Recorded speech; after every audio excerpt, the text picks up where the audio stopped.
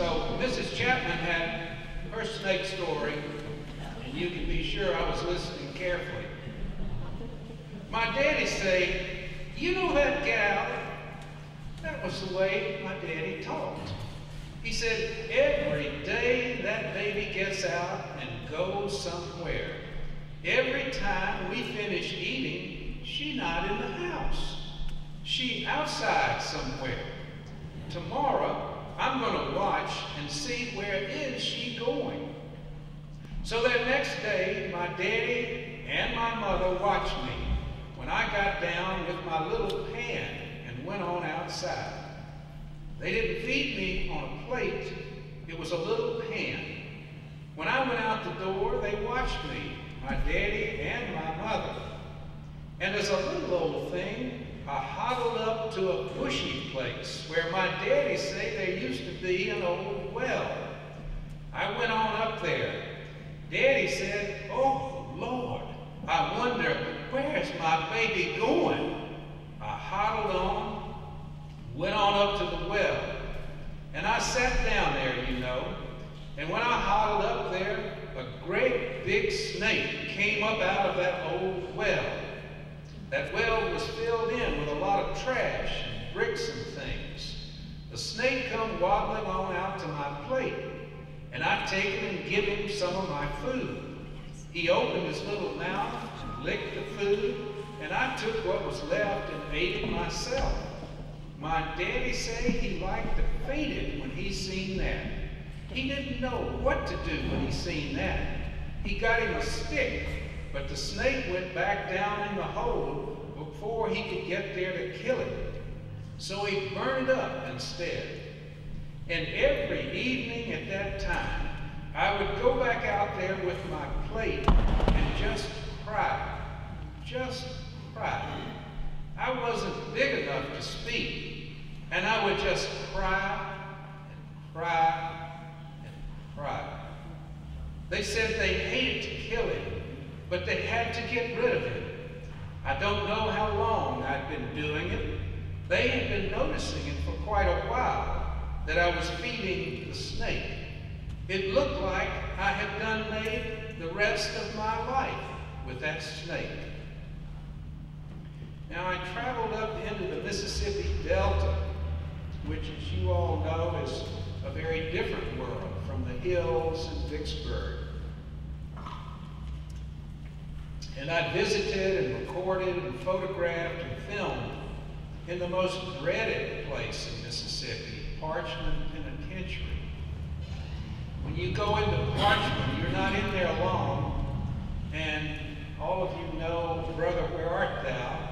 And the scene of the performance in the theater was filmed right here in this room. And the film opens with them escaping from Parchman. And there are good reasons to escape.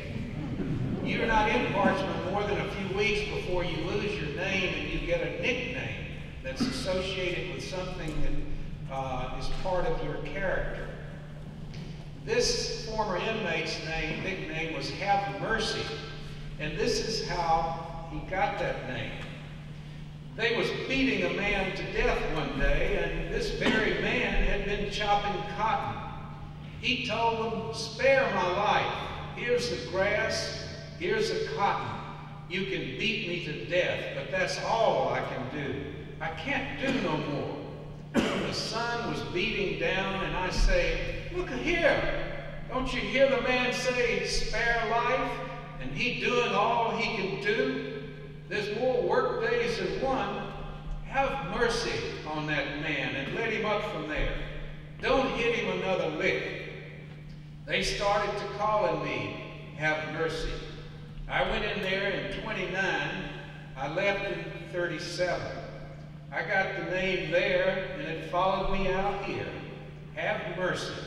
My real name is Johnny Lee Thomas, and my home is Arcola, Mississippi. Now, Have Mercy thought about escaping, and he had a friend named Johnny who was in for natural life. Now, natural life means you can't be ever free. You'll be there until you die.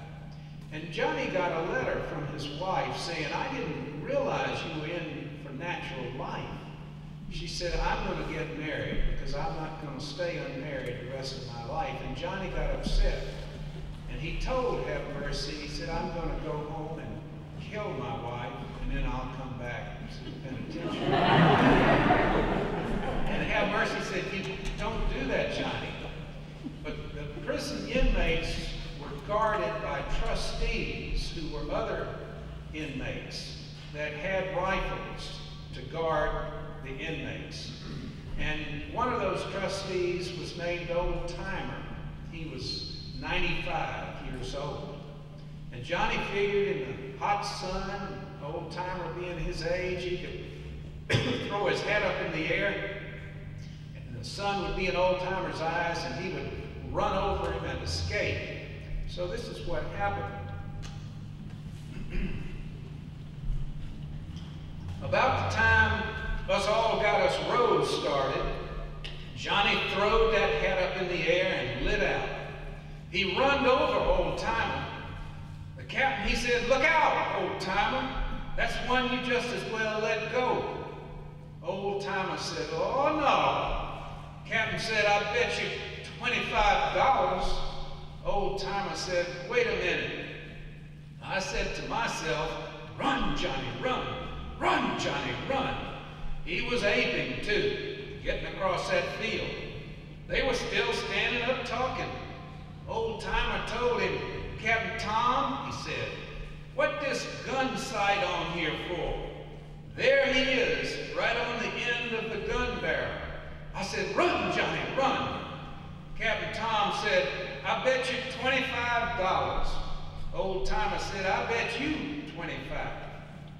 So Captain Tom throwed down his 25, and Black Gal, the guard, throwed down his 25 too. Old man, head white as snow. He said, I've been here ever since 1900. I ain't shot at a man and missed him yet. I'm going to cut his jumper collar behind and leave it hanging 3 inches. I said, that old man's a mess. If Johnny get away, he's a liar. I'm going to run if Johnny get away. But he didn't get away. Old Timer squatted and throwed his hat good on the side to shade his eyes. He said, oh, wait a minute. You know, the woods had a wire fence around it. And right at the edge of the woods was a great big oak tree. I can't measure with my arms how large it was. Wait a minute. He crossing the wire fence. Let me make him think he gone. He was fixing to go around that great big oak tree. Old Timer said, there he is right there. Yaw! He said, there he is. I saw him when he fell. Send somebody with a dead wagon to get him. I said to myself, don't you run over that old man. You better stay here. He'll get you. But if he had missed Johnny, I would have run the next day. Old man. He was 96. I said, that old man, good God Almighty, he'd been here ever since 1900. I wasn't even in the world in 1900. So I didn't mess with Old Timer. If you want to get away from the penitentiary, don't mess with Timer. If you do, why, he got you. So I wasn't glad for Johnny to have got killed, but I'd rather for it to have been him than me. If he had got away, the next day was my day. But you see, he didn't get away. He was on his way out to kill his wife. He said he was coming back. I told him, ain't no need of you doing that, Johnny. She had to have somebody.